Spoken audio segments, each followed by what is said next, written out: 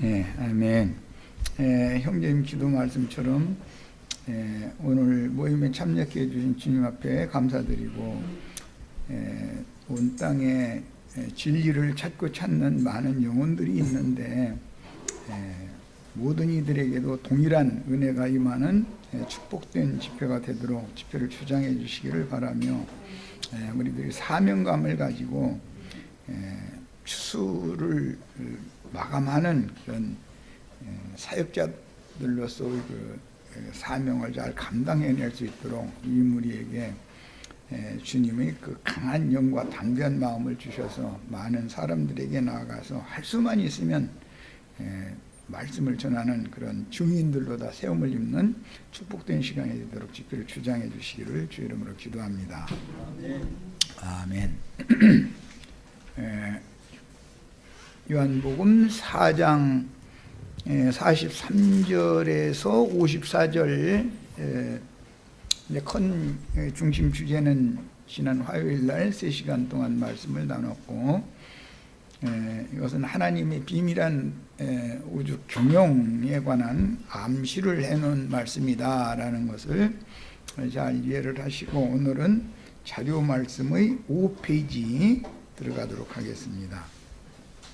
로마서를 인용을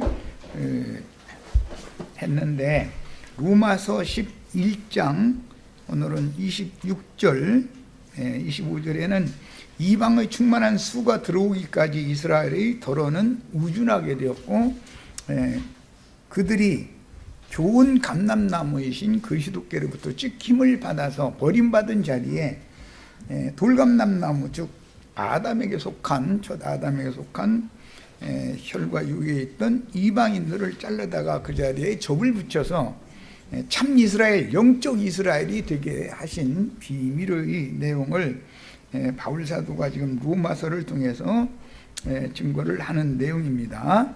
자, 5페이지 다 찾으셨죠? 26절 그리하여 온 이스라엘이 이렇게 표현을 했는데 온 이스라엘이 구원을 얻는다라는 말은 다윗의 통일 왕국 다윗은 원래 유다와 베냐민으로 되어 있는 남유다에서만 왕으로 등극을 했었죠. 그때는 헤브론에서 왕위에 등극을 했었잖아요. 예루살렘에서 등극을 했었죠. 헤브론에서 먼저 등극한 다음에 이제 사울 왕국이었던 북쪽의 10지파까지도 다윗의 왕국에 이렇게 통합이 될 때에는 예루살렘에서 정식으로 왕위에 올랐었어요. 이런 것을 염두에 두고 온 이스라엘이라고 그랬는데 이것은 선지자들의 예언에는 그날에는 이스라엘 집과 유다 집에 나의 예언을 반드시 이룰 것이다 이게 예언이 돼 있었죠. 이스라엘 집만이 아니라 유다 집까지 다 합치면은 온 이스라엘이라는 표현을 지금 한 거다라는 거예요. 자, 그래서 온 이스라엘이 구원을 받으리라. 이 말은 계시록에서는 이스라엘 12지파가 인을 맞아 가지고 12지파에서 인 맞은 자들이 14만 4천이 다시 채워지는 말씀이 이제 적용이 되는 건데 이방인뿐 아니고 히브리인들 중에서도 구원 얻을 자의 양면에서 충만한 수가 채워져야 되는 것이 하나님의 경륜이다 그 말이에요. 이방의 교회 시대에는 사마리아 여자를 통해서 수가성 사람들이 예수를 만나서 구원을 얻고 이틀 동안을 예수를 모시고 가서 예수 함께 거했었던 것은 그것은 저 지난 시간에 말씀드린 것처럼 성경은 일일을 어떤 경우는 1년으로 확대 적용하는 경우가 있죠. 가나안 땅 40일 점탐을 했었던 건 40년으로 확대 적용을 했잖아요. 어떤 때는 일일을 1000년으로 확대 적용을 하는 경우가 있어요. 그래서 이틀 동안 사마리아의 수가성에서 예수님과 수가성 사람들이 함께 거한 그 이틀은 1000년으로 적용을 한단 말이야. 왜 그럼 그렇게 적용을 하는가? 40일을 40년으로 적용한 것은 있지만 이 일을 이 일을 20일로 적용한 건 성경에는 없기 때문에 이것은 그러면 1일을 1000년으로 적용하는 계시구나 이렇게 받아들여야 되기 때문에 해석을 내가 그렇게 하는 거예요. 뭐든지 성경의 흐름에 따라서 맞춰서 해석을 해야만 가장 정확한 거예요. 자, 그리고 구원자는 어디서 온다고 되어 있느냐면 시온에서 오신다고 되어 있어요. 이 말씀은 오바댜서에서 인용하는 말씀인데, 오바댜서에 보면 그날에 메시아께서 시온산에 올라간 자들을 통해서 에서산에 있는 자들을 다 심판하러 오신다 이렇게 돼 있죠. 에서산이라는 것은 에서는 에돔 육적 자손들이단 말이야. 이제 에서산에 있는 자들은 헤롯 왕의 지배하에 있는 사람들을 상징한단 말이야. 이거는 세상의 기독교계는 전부 육적인 왕족들에게 지배를 당하고 있죠. 그런 것을 상징한다 그런 말이에요. 자, 그러면 그들의 경건치 않은 것을 돌이키게 한다 그랬는데, 그들이 경건치 않은 것은 뭐냐? 이것은 바리새인들이나 율법자들이나 이런 사람들이 인간적으로 막 도둑질을 하고 강도질하고 나쁜 짓 하고 그런 불경했다는 그런 뜻을 말하는 것이 아니에요. 그게 아니고 하나님께서 예언하에 놓으셨던 말씀을 이루러 예수를 보냈더니 예수를 배척하고 자기네들의 메시아요, 자기네들의 생명의 주를 자기네들의 손으로 배척하고 죽였다 그 말이야. 그게 불경죄인 거죠. 하나님을 경외하지 않는 죄다 이 말이야. 그래서 그런 죄를 돌이킨다. 이게 불경죄를 돌이킨다라는 말을 이해를 잘 하셔야 돼요. 무슨 윤리 도덕적으로 나쁜 짓을 하는 것을 돌이키게 한다 그런 말이 아닌 거예요. 이스라엘의 불경죄라는 것은 하나님의 예언을 이루러 말씀대로 말씀을 이루기 위하여 사람이신 예수가 자기 땅 자기 백성에게 보냄을 받아서 왔는데 그 예수를 배척하고 죽였다 이거예요. 그 죄를 돌이키는 날이 온다는 거예요. 그런데 교회 시대의 구약 시대를 끝내고 교회 시대로 연결하기 위해서는 예수를 죽여야죠. 사람 예수는 죽으러 온 거니까 죽여야 되잖아요. 그러나 이틀로 상징되어진 이방인의 충만한 수가 찬 이후 2000년이 지난 이후에 이스라엘 12지파의 불경죄를 돌이키러 다시 오실 때는 영으로 오셔야 된다 이거예요.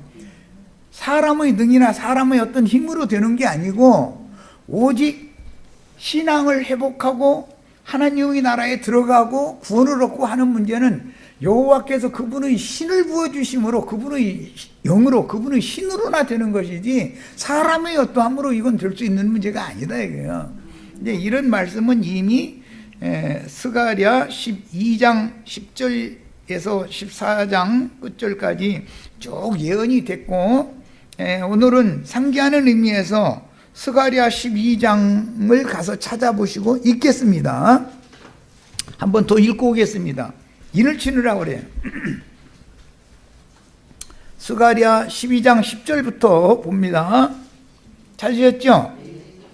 내가 다윗의 집과 예루살렘 주민에게 은총과 간구하는 심령을 부어주리니. 그러니까 사람이 회개하고 돌이켜서 구원을 얻으려면 하나님께서 은총과 간구하는 영을 부어주셔야 되는 문제지 사람이 뭘 어떻게 해서 되는 문제가 아니죠.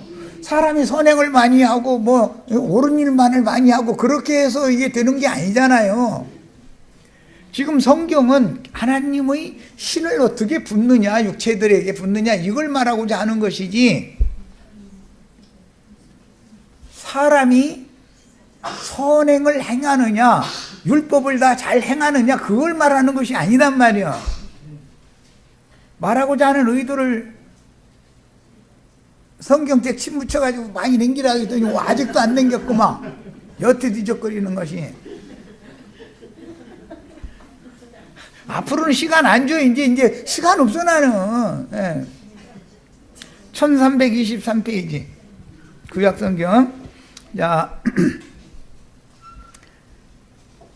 10절부터 읽어봅니다. 내가 다윗의 집과 예루살렘 주민에게 은총과 간구하는 심령을 부어주리니 이렇게 해야 사람들이 돌이킨다 그런 말이야. 불경죄를 용서해 주신다. 불경을 그들의 경건치 않은 것을 돌이키게 해준다라는 말은 무슨 뜻이에요? 하나님께서 은총과 간구하는 영을 부어준다 그 말이단 말이야. 성령을 받지 않으면 사람의 회개가 돼야 안 돼요. 예배당 목사님들이 가르치는 회개하시오 그 말은 이 앞에 절간 중도 회개하라고 그래요. 잘못한 거 있으면 돌이키라고 그래요. 그럼 그걸 말하는 게 아니단 말이야. 불경죄를 돌이킨다라는 말은 하나님이 보내신 자 메시아를 배척하고 죽인 죄를 회개하고 돌이키게 한다 그 말이란 말이야. 이 말씀이 사도행전 2장에 다시 나오죠.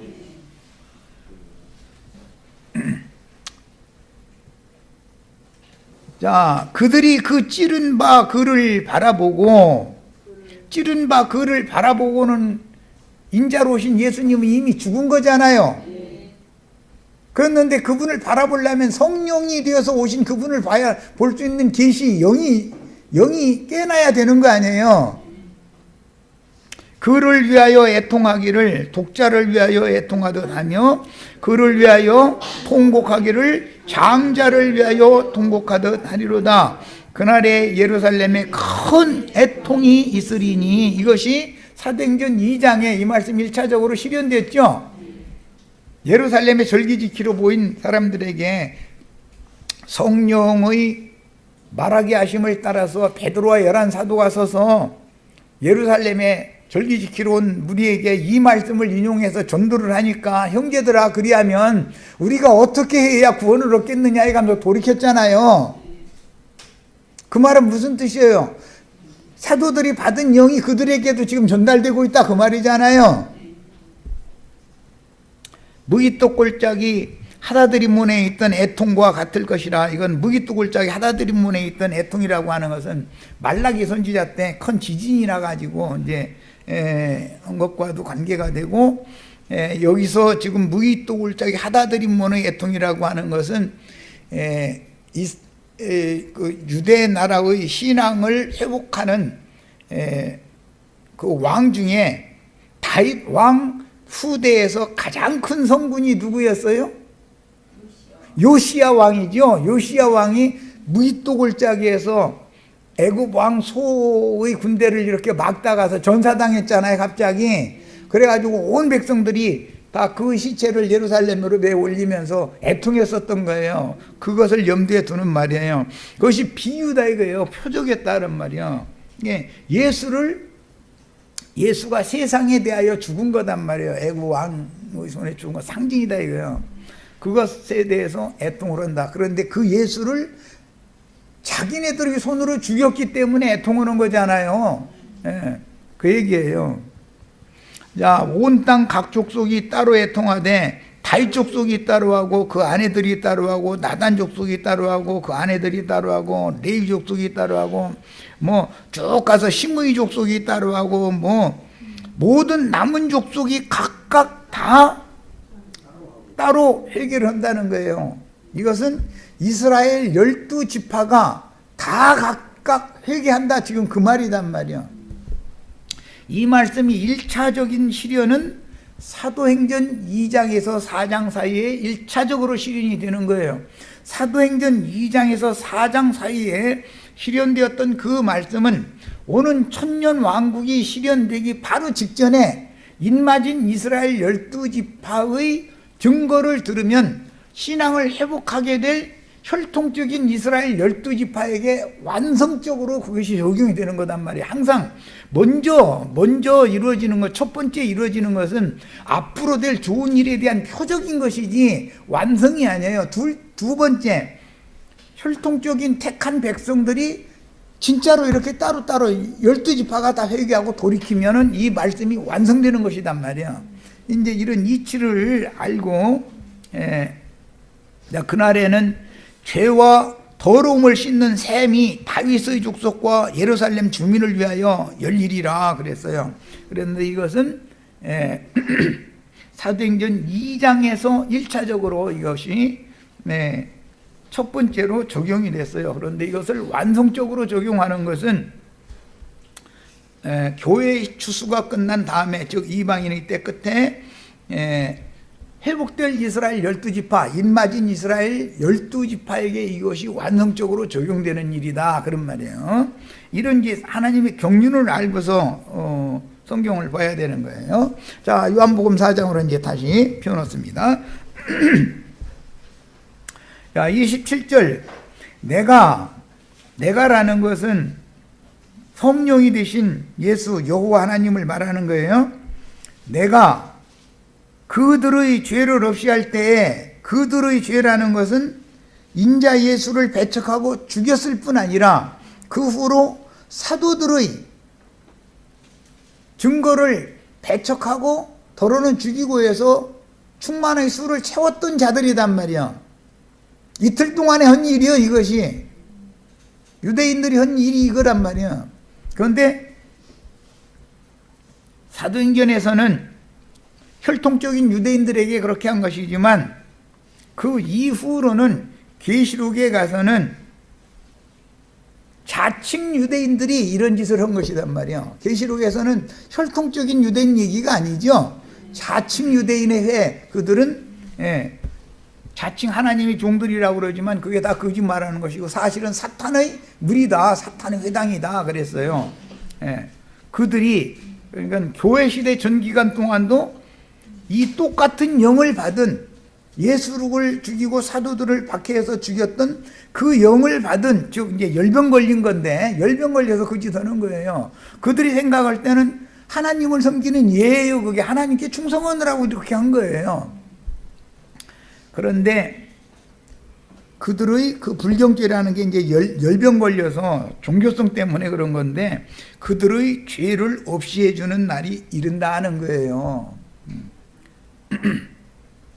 자, 그러면 열병에 대해서 잠깐 이해를 돕기 위해서, 그들의 불경죄라는 것이 사실은 이제 열병으로 말미암는 메시아와 메시아께서 보낸 사자들을 배척하고 회방하고 이제 그런 짓을 하는 것이 이제 불경죄인데, 그 의미를 이해하기 위해서 계시록 사도행전 20장 21장 20절을 한번 읽고 오겠습니다.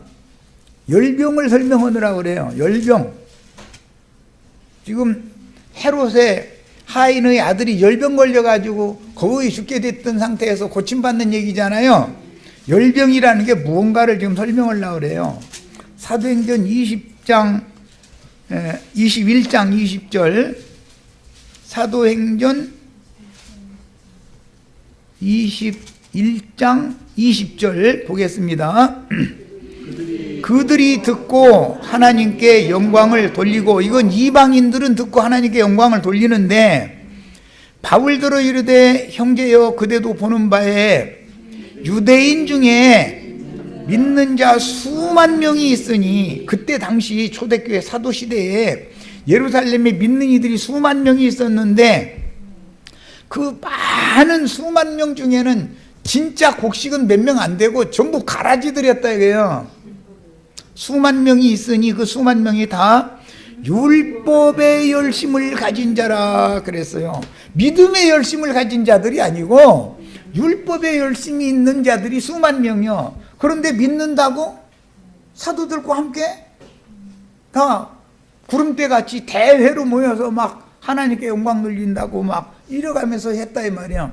자, 이 사람들이 오늘날도 수만 명씩 모여가지고 하나님께 영광 돌린다고 하는 사람들은 전부 가라지 무리들이죠. 실제는 자칭 유대인의 회에 속한 율법에 열심히 있는 자들이지 믿음에 열심히 있는 자들이 아니다. 그들은 믿음이 뭔지도 사실 모르고 있어 지금. 이 앞에 절간에도 가면 신심이 참 좋다고 불심이 좋다고 다 그 믿는 마음이 좋다 이거예요. 그런 믿음을 말하는 게 아니단 말이에요. 지난 시간에 그래서 강조해서 말씀드렸었던 거예요. 믿을 수 없는 중에서 믿는 거예요. 바랄 수 없는 것을 바라는 그런 믿음을 말하는 거예요. 아브라함의 믿음을 말하는 것이지 인간들의 어떤 믿습니다 그런 믿음을 말하는 게 아니야. 그런데 그들의 믿음이 뭐에 열심하는 믿음이요? 율법에 열심하는 믿음이다 이거예요. 헤롯의 신하였던 독자를 둔 열병 걸린 아들을 둔 아버지의 믿음이 아니단 말이요. 자, 그 다음에 한 절만 더 읽겠습니다. 22장 이거는 1절에서 5절까지만 읽겠습니다. 사울이라는 사람이 나중에 바울 되기 전에는 열병 걸렸었죠. 어떤 짓을 하는지 이제 보는 거예요. 율법에 열심히 열병이 걸리면 어떤 짓을 하는지를 대표로 지금 보여주는 거예요. 요한복음 열병 걸린 사람 고치는 얘기를 할 때는 반드시 이런 내용을 알아야 돼. 성경이 뒤에서 설명을 해주는 내용을. 22장 1절부터 5절까지만 했습니다. 부형들아, 내가 지금 여러분 앞에서 변명하는 말을 들으라. 이건 바울이 하는 말이죠. 사울일 때 뭔 짓을 했나를 이제 자기 경험을 얘기하는 거예요. 지금부터. 그들이 그가 히브리 말로 말함을 듣고 더욱 조용한지라 이어 이르되 나는 유대인으로 길리기아 다소에서 났고 이 성에서 자라 가말리엘의 문화에서 우리 조상들의 율법에 엄한 교훈을 받았고 오늘 너희 모든 사람처럼 하나님께 대하여 열심히 있는 자였다. 열병 걸리네. 하나님께 대해서 열병 걸린 거예요. 오늘날 수만 명 모이는 기독교 큰 예배당에 사람들이 열심히 있어요, 없어요? 그 사람들 막 얼굴 쳐다보면 눈이 반짝반짝 빛나고 막 얼굴이 해같이 빛나죠.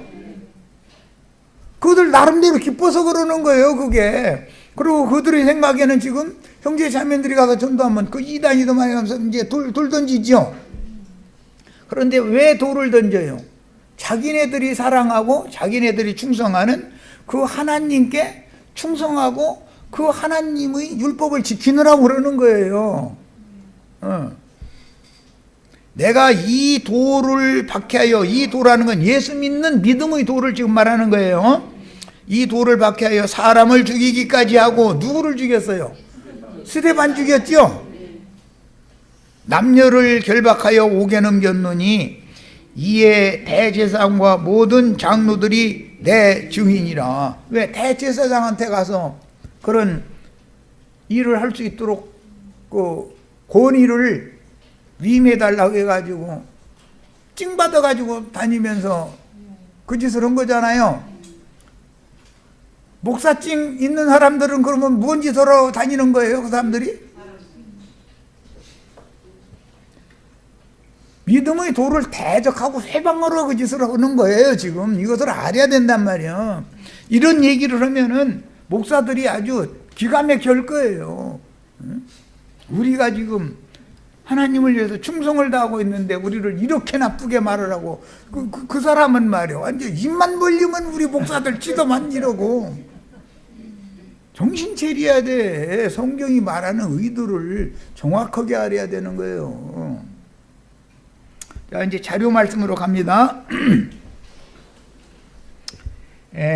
히브리서 8장 8절에 그들의 잘못을 지적하여 말씀하시되, 이건 이제 그 예레미야서에서 인용하는 말인데, 주께서 이르시되 볼지어다 날이 이르니 내가 이스라엘 집과 유다 집과 이렇게 해놨죠. 이 말은 온 이스라엘을 의미하는 말이단 말이야. 온 이스라엘, 남유다만이 아니라 북이스라엘만이 아니라 온 이스라엘이 다 구원을 얻는 것을 지금 말하는 그런 의도를 가지고 있는 거예요. 자, 이제 계시록 7장 1절로 4절로 넘어갑니다. 이 일 후에 내가 네 천사가 땅 네 모퉁이에 선 것을 보니, 이 네치라고 하는 사라고 하는 숫자는 온 땅 천지 사방 그런 의미를 갖고 있어요. 야곱이 아내를 넷을 두어야 되는 게 이유가 있는 거예요. 네 아내라는 건 온 땅에 있는 모든 교회들을 상징하는 거예요. 주의 성령께서는 온 땅에 많은 교회들을 두시죠. 지금 안양교회도 예수 그리스도의 성령이 아내로 취한 네 아내들 중에 어떤 아내잖아요.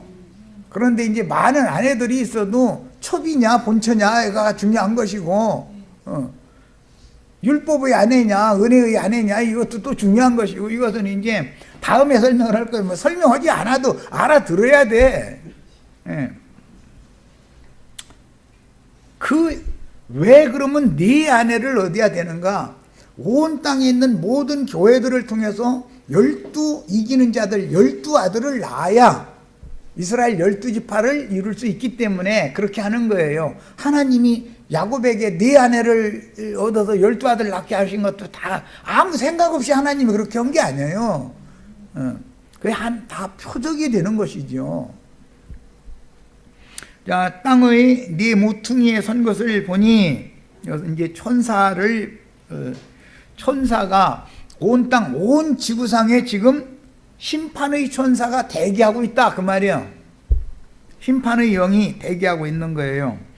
땅의 사방의 바람을 붙잡아, 바람이라고 하는 것은 영들의 어떤 움직임을 상징하는 거예요. 바람으로 하여금 땅에나 바다에나 각종 나무에 불지 못하게 하더라. 각종 나무라고 하는 것은 사람들이 가지각색이죠. 사람이 다 똑같은 게 아니잖아요. 막 여러 이런 생각이 다 다르고 얼굴도 다를 뿐 아니라 색깔도 다르고 뭐 다 가지각색이지. 이게 각종 나무라고 그랬어요. 바다라는 건 세상을 말하는 거고, 땅이라는 것은 팔레스타인 땅으로 상징되어진 기독교계를 말하는 거예요. 자, 또 봄에, 그래서 땅에서 올라오는 짐승, 바다에서 올라오는 짐승이라는 말이 그래서 나오는 거예요. 또 봄에 다른 천사가 살아계신 하나님의 인을 가지고, 살아계신 하나님의 인이라는 건 하나님의 성령을 말하는 것으로서 예수 그리스도의 성령이란 말이야. 예수 그리스도의 성령을 어디다가 받게 했느냐 하면은 계시록 13장에 가보면은 계시록 3장 12절에 보면 하나님의 이름과 하늘의 하나님께로부터 내려오는 거룩한 성 예루살렘의 이름과 나의 새 이름을 그 위에 빌라델피아 교회 이기는 자들의 이마에 기록을 해준다 이렇게 돼 있죠.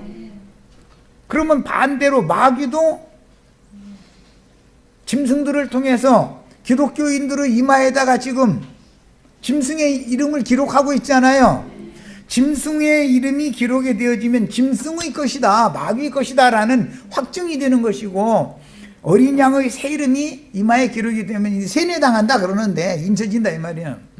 그렇게 되면 그리스도의 것으로 확정이 되는 거예요. 이것은 구약시대에 목축업으로 살던 그 이스라엘 사람들의 생활관습에서 오는 말로서 많은 양떼를 방목해서 이렇게 기르다가 자기 양이 몇 마리인지를 계산을 하려면 큰 울타리를 이렇게 쳐놓고 나서 문을 좁게 하나를 딱 만들어 놓고 저쪽에서 목동들을 시켜서 쭉 몰아오게 만드는 거예요. 그러면 그 문 하나만 열려 있으니까 다 거기를 통과해야 되겠죠. 그러면 문 좌우에 막대기하고 붉은 물가목어를 가진 좌우에 이제 계수하는 양 숫자를 세는 그 주인이 딱 앉는 거예요. 앉아가지고 하나 들어가면 하나, 둘, 셋, 넷, 다섯, 여섯, 일곱, 여덟, 아홉, 열 번째는 막대기를 딱 던지는 거예요. 그리고 10번째는 빨간 물감을 딱 칠하는 거예요. 그 또 이렇게 세는 거예요. 그래서 십진법으로 계산을 해요. 이스라엘 사람들은. 그러면은 내 양은 총 몇 마리다. 이게 계산이 나오죠. 그러면 10번째 붉은 표시를 해놓은 양은 11조로 드리는 양이단 말이에요. 그건 그 사람이 갖고 싶어도 가질 수가 없어요. 하나님께 드려야 되는 거예요. 11조이기 때문에 이렇게 하는 거예요. 그것은 교개하거나 바꿀 수가 없어요. 못난 놈이 걸려도 잘난 놈이 걸려도 뭐 쩔뚝바리가 걸리든 뭐 건강한 놈이 걸리든 간에 어쨌든 10번째 통과되면은 붉은 물감 딱 칠해 놓는 거예요. 오늘 우리 형제 자매님들도 다 붉은 물감 다 칠해 주시기를 바라요. 즉 거룩한 성 새 예루살렘에 들어갈 자격이 있는 사람들을 기수하는 방법이다 이 말이야. 그리스도 심판 때라는 건 뭐 하는 거예요? 믿는 사람들이 어마어마하게 많지 온 땅에. 이 사람들 문 하나 딱 양문이라는 것이 있어요. 양의 문. 이제 다음 5장에 가면 그 말씀이 나오는데 10장에도 나오죠. 양의 문이 딱 있어요. 거기서 그 양의 주인이신 예수님이 떡 성령께서 앉으셔가지고 종들 시켜서 열째마다 한 번씩 표시를 딱딱 해놓는단 말이야. 거기에 다 걸리셔야 돼. 율법대로 하면 재수존 놈이 걸린 거지만 온 땅의 모든 믿는 이 중에 하나님께 반드시 드려져야 되는 거룩한 지성물로 형제 자매님들이 드려져야 된다. 지금 그 말이에요. 그래야 거룩한 성 새 예루살렘에 들어가는 거예요. 이게 성경을 알아야 돼. 뭐든지 성경도 몰라가면서 그냥 예배당에 왔다 갔다 했으면 내가 이런 얘기를 증거를 해도 이게 뭔 소리인지 그런 구절이 성경 어디에 나오는지 알들 못해. 이걸 다 찾아서 읽어주려면 오늘 해 다 지는 거지 뭐. 오늘 집회도 못하지. 구약 성경 전체를 모르면 신약 성경을 해석할 수가 없어. 그래서 율법을 모르고 시편이나 역사서를 몰라가지고는 신약 성경은 해석이 안 되는 거죠. 자, 이제 계시록 7장 말씀 더 갑니다. 하나님의 인을 가지고 이것은 예수 그리스도의 성령을 말하는 거예요. 하나님의 인을 가지고 해돋는 데로부터 올라와서 해돋는 데라고 하는 것은 돋는 해는 예수님이죠. 예수 그리스도께서 올라오실 곳으로 상징이 됐는데 이것은 동방이라고 되어 있는데 이것은 빛이신 하나님이 빛의 사자들과 함께 계신 곳이에요. 상징이요. 이것은 우리들의 교회 모임이 동방에 해돋는 데가 꼭 돼야 되는데 이건 믿음의 문제예요. 계시의 문제예요. 지금 내가 이런 얘기 잘못하면 또 위험성이 있으니까 이런 거는. 주님이 빛이신 주님이 그분의 신부 교회와 함께 계시잖아요. 그곳에서 오는 거 아니에요. 지금 그 얘기예요. 땅과 바다를 해롭게 할 권세를 받은 네 천사를 향하여 큰 소리로 외쳐 이르되 우리가 우리 하나님의 종들의 이마에 인치기까지, 그러니까 예수 그리스도의 성령으로 이스라엘 12지파 오는 새 시대의 1000년 동안을 전도자로 쓰임을 받을 자들에게 인치는 일이 또 한 번 있다. 지금 그 말이에요.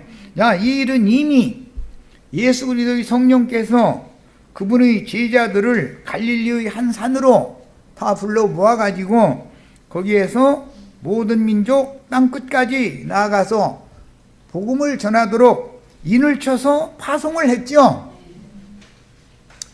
12사도가 한번 먼저 이 계시록 7장에 나오는 이 말씀이 계시록 가기 전에 이미 그런 일이 있었죠. 똑같은 일이 교회 시대가 끝난 다음에 오는 새 시대를 위해서 또 한 번 있다 이 말이에요. 그런데 첫 번째 인침을 받은 성령의 인침을 받아서 보냄을 받은 사람들이 그리스도의 복음을 맡은 복음의 제사장들로서 하나님 예수 그리스도의 성령으로 인침을 받아서 보냄받은 자들이다 이거예요. 그런데 기독교계에는 예수 그리스도의 성령께 인침을 받아서 보냄받은 사람들이 사역을 하는 게 아니라 사람에게 세움을 받은 신학교를 졸업했다는 그것을 근거로 해서 사람들이 인을 쳐가지고 기름 부었다고 하죠. 예수 그리스도의 성령의 인을 친다는 건 주님 자신의 성령을 어떤 제자에게 부어가지고 너는 내 종이다. 너는 지금부터 목숨 내놓고 내 일을 해야 된다고 보낸다. 그 말이잖아요. 그런데 기독교계는 성령이 세워서 보낸 자들이에요. 사람이 세워서 보낸 자들이에요. 이런 거 하나도 구분을 못한다고요. 지금 사도행전의 시작을 위해서 예수 그리스도의 이름으로 성령의 인침을 받은 사도들이 나가서 목숨을 내놓고 복음을 전하기 시작해서 2000년 동안에 어린 양이 서 계신 시온산에 서 계신 그분에게 올라간 14만 4천의 수를 채웠어요. 이것은 온 이방인의 충만한 수가 채워지는 것을 대표한다 이거예요. 그들은 처음 익은 열매, 첫 열매들이니까. 그런 것처럼 이제 6페이지로 갑니다. 인마진 이스라엘 12지파가 14만 4천을 다시 채우죠. 그러면 인마진 12지파 예수 그리스도의 성령께서 인을 쳐서 전도자로 오는 세상에 전도를 하러 내보낼 사람들을 상징하는 말인데, 그들은 마곡 백성들에게 보낸다 이거예요. 염소물이라고 그러지, 좌편 염소물이. 우리가 원래 염소물이었다가 복음을 듣고 구원받아서 대속받아서 양물이 안에 들어오게 된 거잖아요. 자, 4절, 내가 인침을 받은 자의 수를 들으니 이스라엘 자손은, 여기는 이스라엘 자손을 말하는 것이지 이방인을 말하는 게 아니에요. 각 지파 중에서 이방인들의 14만 4천, 시온산에 서 계신 어린 양 앞에 올라간 14만 4천은 지파 구분이 있어요, 없어요? 이방인들은 14만 4천이라 해도 지파가 없어요. 이방인들은 무슨 지파예요? 지파가 없잖아요. 혈통적으로는 지파가 없어요. 그런데 천년기의 왕국, 회복될 왕국에서는 이스라엘 각 지파가 12지파 각 지파별로 1만 2천씩 인을 맞는 거예요. 14만 4천이다. 그러니까 14만 4천은 두 번 반복되는 것이고, 먼저 시온산에 계신 어린 양, 구약 성경, 이제 이것도 이해를 좀 하실 필요가 있네. 구약 성경에는 여호와 하나님 메시아의 발이 감람산에 설 것이다 이렇게 돼 있죠. 여호와의 발이 감람산에 서면 산이 갈라져 가지고 남북으로 동서로 이렇게 다 갈라진다 이렇게 돼 있잖아요.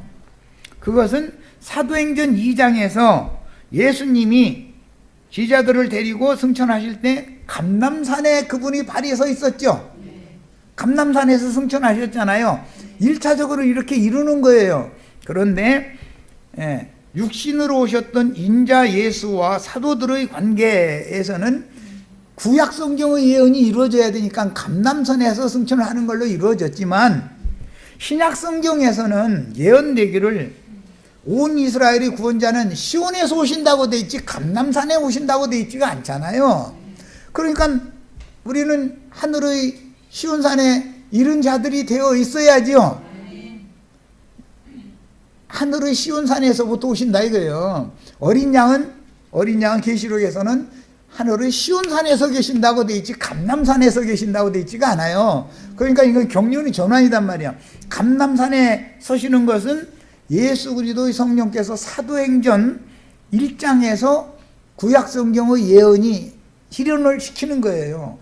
거기에 서 계신 주님이 승천을 하시고 제자들을 파송할 때 온 땅 사방, 천지 사방, 그래서 감람산이 갈라져 가지고 사방으로 이렇게 흩어져 나가는 걸로 상징이 됐는데, 신약시대에는 주님이 오는 세상을 위하여 주님이 다시 오실 것은 시온에서 오시게 돼 있는 것이다 이거예요. 시온산에서. 그러니까 우리는 감람산에 가려고 했을 필요가 없죠. 어디로 가야 돼요? 그런데 가야 돼요? 이미 와 있어요? 나 확실하게 얘기해 놨으니까 우리 저 자매님들 나 잊어먹었어요 그런 소리 절대 하면 안 돼. 자, 6페이지 이제 갑니다.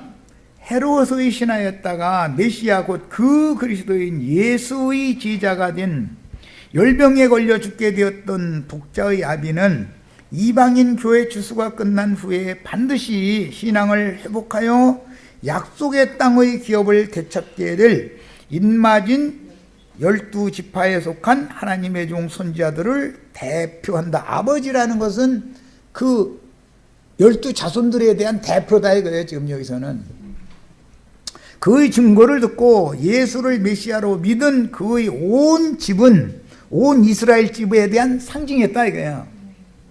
요한복음 4장에 열병 걸린 자의 아버지의 온 집안이 믿었다고 돼 있죠. 마지막 부분에 그렇게 돼 있죠.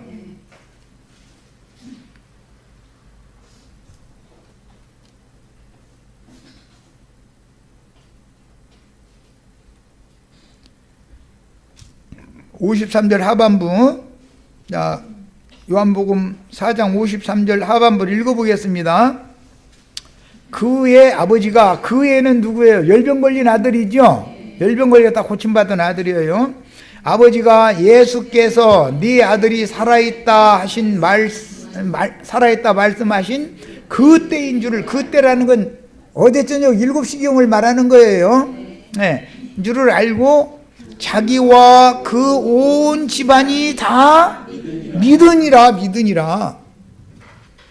율법을 행함으로 구원을 얻는다고 하는 율법의 열성이 있는 것은 열병 걸린 거죠.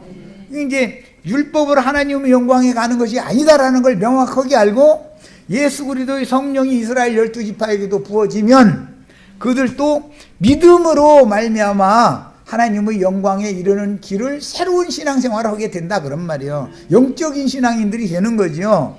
예. 그러려면 어떻게 해야 돼요? 스가랴서 아까 읽은 것처럼 여호와 하나님의 신을 그들에게 부어주셔야죠. 이건 전부 뭘로 되는 거예요? 사람의 능이나 사람의 힘으로 되는 거예요? 오직 여호와의 영으로나 되는 일이란 말이에요. 영으로나.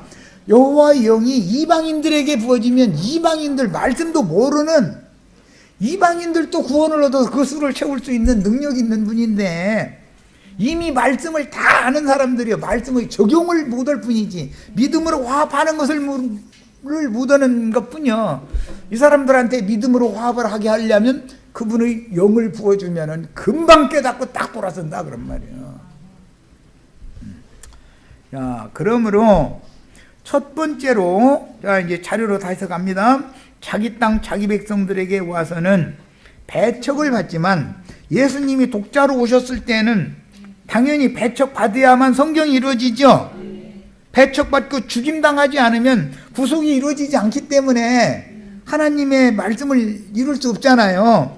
그래서 첫 번째 자기 땅, 자기 백성들에게 왔을 때는 배척받지만 사마리아의 수가성 마을 사람들에게 영접을 받은 이방인의 때에 하나님이 그 종들을 보내어 농사하신 영혼 추수가 종결되면 반드시 선지자가 원래는 고향에서는 높임을 받지 못하는 거죠. 그럼에도 오늘 말씀 시작에 보면 44절 5절 읽겠습니다.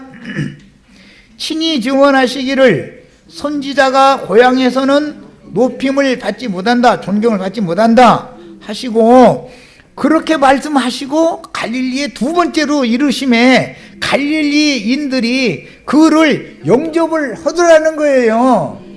첫 번째는 영접을 안 했죠. 그런데 두 번째 오시니까 영접을 하더라는 거예요. 뭔 소리예요? 이스라엘 12지파가 신앙이 회복이 된다 그 말이에요. 이때 두 번째 오실 땐 영으로 오시는 것이 육신으로 오시는 게 아니잖아요. 이것을 잘 구분을 잘 이해를 하셔야 돼. 자, 그래서 갈릴리 가나에서 열병을 고쳐주신 두 번째 표적은 오는 세상에서 인맞은 12지파의 이스라엘에게 응하는 것이니, 이것이 계시록 7장에 아까 읽고 왔는데 그렇게 응한다 이런 말이에요. 각 지파별로 12,000씩 인을 맞아 14만 4천이 다시 채워지는 거예요. 그러려면 그러기 전에 먼저 이스라엘 12지파의 대표자들에게 그분의 신을 부어서 인을 쳐서 보내야죠. 그러면 14만 4천을 그들이 또 채운다 그 말이잖아요. 예수 그리스도께서 갈릴리로 제자들을 오라고 해가지고 거기에서 인을 쳐가지고 땅끝까지 모든 민족에게 나가서 전도를 해라고 인쳐서 보냈죠. 그 일이 또 한 번 있다 이 말이에요. 그런데 두 번째 이스라엘 12지파를 인을 쳐서 보내는 것. 뭘로 인친다겠어요? 성령으로. 예수 그리스도의 성령으로. 이것은 동방의 해돋는 곳에서 올라온 하나님의 인이다. 계시록이 이렇게 했어요.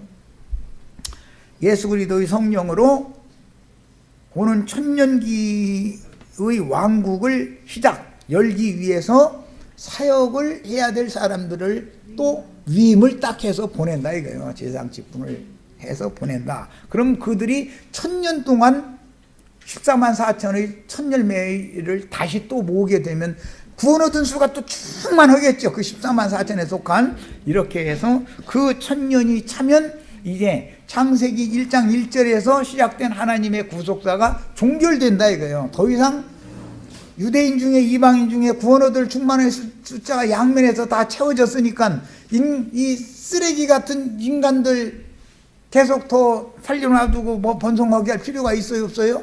하나님의 영원한 뜻을 그렇게 완성하면은 이제는 그야말로 기독교계나 세상이 말하는 최후 인류의 종말이 온다 이런 말이야. 그럼 이제 구원 얻은 자들의 영원한 하나님의 나라가 완성이 되는 거예요. 자, 여기까지 해서 첫 시간 마칩니다.